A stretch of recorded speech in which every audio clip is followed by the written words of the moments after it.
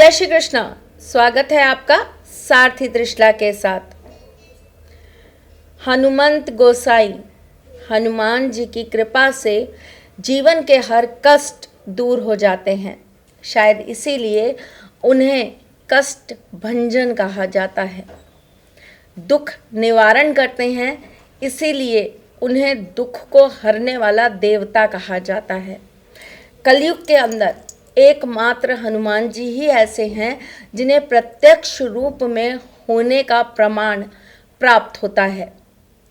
हनुमान जी की पूजा बहुत जल्दी सिद्ध हो जाती है, इसलिए अधिकतर आपने देखा होगा कि आपका मंगल, शनि, राहु जब खराब होता है तो ऐसा कहा जाता है कि हनुमान जी की पूजा चालू कर दीजिए, इससे इफेक्ट बहुत जल्दी आएगा। हनुमान जी हमारे जीवन के अंदर बहुत सारी चीज़ों को सही भी करते हैं और बहुत सारे कष्टों से हमें बाहर भी निकाल देते हैं। आपने कभी एक चीज़ सोची है? चलिए हम पहले तो इस बात को इस तरीके से समझते हैं कि अगर हम ये मान लें कि हनुमान जी जो हैं वो रुद्र का अंश हैं, यानी कि शिव जी का अंश हैं, परंतु ऐसा क्या था कि स्वयं नारायण के अवतार को एक मदद की जब ज़रूरत पड़ी तो उस समय हनुमंत गोसाई ही उनके काम आए। स्वयं ईश्वर, स्वयं राम, स्वयं श्री राम को जब अपने साथ किसी के सहयोग की ज़रूरत पड़ी तो सिर्फ हनुमान ही उनके लिए खड़े दिखाई दिए। सबसे ज़्यादा जीवन में अगर हम किसी के सामने कुछ मांगने जाएं और वो हमारी मुराद तुरंत पूरी कर दें तो वो सबसे सिद्ध भगवान जो माने जाते हैं वो हनुमान माने जाते हैं। तो आज मैं आपको ऐसा एक अचूक उपाय बताऊंगी जिससे आप हनुमान जी से अपने कष्टों के निवारण के लिए प्रार्थना कर सकते हैं और इस एक उपाय से आप अपने कष्टों को दूर कर सकते हैं। एक मंदिर है हनुमान जी का, कष्ट भंजन हनुमान जी का मंदिर। कहा जाता है कि वहाँ पर जो भी सच्चे दिल से जाता है उसकी हर मनोकामना सिद्ध हो जाती है। साक्षात्कार में मेहंदीपुर बालाजी के बहुत सारे प्रमाण हैं जहाँ पर स्वयं प्रेतराज लोगों के ऊपर आए हुए भूतों को, प्रेतों को दूर कर देते हैं। सालासर बालाजी में धन के अभाव में जाकर जो भी अपनी अर्जियां लगाता है, हनुमान जी उसके घर में भंडार भर देते हैं। बहुत सारी ऐसी जगह हैं, बहुत सारी ऐसी सिद्ध जगह हैं जहाँ पर हनुमान जी प्रत्यक्ष होने का प्रमाण देते हैं। आप अगर उत्तराखंड में जाएं, वहाँ पर एक जगह है जिसे छोटी काशी कहा जाता है।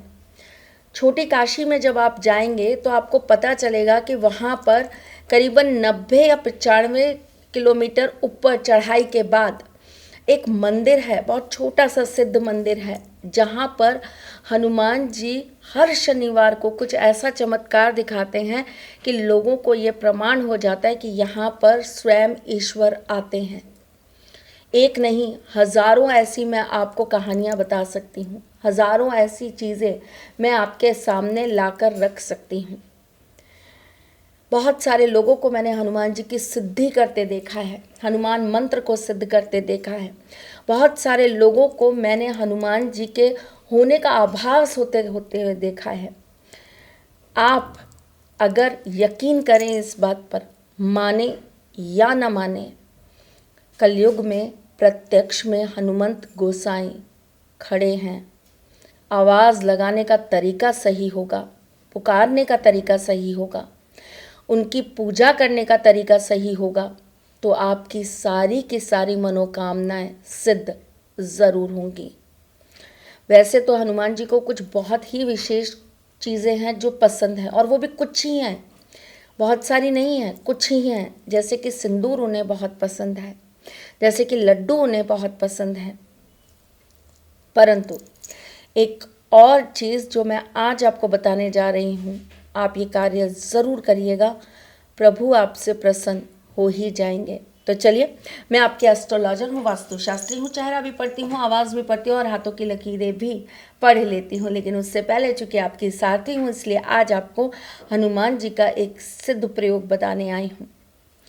बच्चे पढ़ाई नहीं करते हैं, हनुमान जी की पूजा कराइए। घर में कलह बहुत रहते हैं, हनुमान जी की पूजा चालू कर दीजिए। आपके घर में संबंध विच्छेद होने पर आ गए हैं, हनुमान जी की पूजा कर दीजिए। केसरी नंदन को मना लीजिए तो आपके जीवन की सारी दिक्कतें दूर हो जाएंगी। मंगलवार की प्रातः आपको ये कार्य करना है। आपको क्या करना है, बहुत प्यार से समझिएगा। अशोक का एक पत्ता लेना है, उसके ऊपर आपको 5 केसर की पत्तियों को एक छोटे से पतले से लाल धागे से बांध कर रख देना है। तत्पश्चात एक घी का दीपक जलाना है। उसके बाद आपको हनुमान जी के मंत्र का जाप करना है और ये जाप आप 108 बार करेंगे। अब प्रश्न आएगा कौन सी माला, रुद्राक्ष की माला से करेंगे। अब प्रश्न आएगा कि किस तरफ मुंह करके करें, पूरब की तरफ मुंह करके करेंगे। अब प्रश्न आएगा क्या ये लेडीज़ कर सकती हैं, बिल्कुल कर सकती हैं, बस आप पीरियड्स में 8 दिन क्रॉस हो जाने चाहिए, मतलब आपका जब पीरियड चालू हुआ है उससे आपके 8 दिन पूरे हो जाने चाहिए, तो आप ये कार्य कर पाओगे। अब प्रश्न आएगा कि कितने दिन करना है, तो ये कार्य आपको 11 दिन करना है और मंगलवार से चालू करना है। सुबह आपने ये कार्य कर लिया, ख़त्म नहीं हुआ यहाँ पे आपका प्रोसेस, यहाँ से आपका प्रोसेस चालू हुआ। उसके बाद शाम के वक्त आपको सुंदर कांड के 11 श्लोकों का पाठ करना है। 11 छंद पढ़ने हैं आपको सुंदरकांड के और 11 दिन में आपको सुंदरकांड पूर्ण करना है। समझ गए? अब आपको क्या करना है, आपको शाम के वक्त हनुमान जी के मंदिर में या अपने घर में भी कर सकते हैं, लेकिन हनुमान जी की मूर्ति घर में नहीं लगाई जाती, खास करके गृहस्थों के घर में नहीं लगाई जाती। तो आप मंदिर में जाकर हनुमान जी को एक पान का बीड़ा और 2 लड्डू चढ़ाइएगा। जब आपके 11 मंगलवार पूर्ण हो जाए तब आप हनुमान जी पर एक चोला ज़रूर चढ़वा दीजिएगा। करके देखिए, बहुत अचूक उपाय है। हे दुख भंजन मारुति नंदन, सुन लो मेरी पुकार, पवन सुत विनती बारंबार। भूल जाते हैं वो, उन्हें एक श्राप मिला था अपनी शक्तियों को, अपनी चीज़ों को भूल जाने का। बस उन्हें याद कराते रहेंगे तो वो सच में आपके कष्ट हर ले जाएंगे, आपके दुखों को अपने साथ छूमंतर करा देंगे। एक सवाल आया था मेरे पास, किसी ने मुझसे ये पूछा था कि जो बच्चे बहुत ज़िद्दी होते हैं क्या उन्हें मारना चाहिए, क्या उनको मारना सही होता है उन्हें सही करने के लिए। बहुत बढ़िया सवाल, थैंक यू सो मच। मैं आपका नाम यहाँ जाहिर नहीं करना चाहती हूँ क्योंकि मैं कुछ चीज़ों को बहुत गुप्त रखने पर विश्वास करती हूँ। जिन्होंने भी मुझे ये सवाल भेजा था उनका धन्यवाद। मैं आपके सवाल का जवाब देती हूँ। जो बच्चे बहुत ज़िद्दी होते हैं, ज़िद्दी होने का कारण होता है उनका मंगल या उनका राहु। ज़िद्द जब उत्पन्न होती है उस वक्त अगर आप उस बच्चे को मार पीट कर या क्रोधित होकर समझाने की कोशिश करेंगे तो उस बच्चे के अंदर बहुत ज़्यादा प्रॉब्लम्स क्रिएट हो जाएंगी। उसका साइकोलॉजिकल जो डिसबैलेंस है वो बढ़ जाएगा। वो बच्चा उस वक्त आपसे नफ़रत करने लगेगा और उसके दिमाग में आपको लेकर चीज़ें बहुत गलत आने लगेंगी। जब वो ज़िद्द कर रहा हो, जब वो आपसे गुस्सा कर रहा हो, आपको बहुत अच्छे पेरेंट्स की तरह, आपको एक अच्छे माँ बाप की तरह उस बच्चे को उस चीज़ से ध्यान भटकाकर किसी और चीज़ में लगाना आना चाहिए। बच्चे बहुत मासूम होते हैं।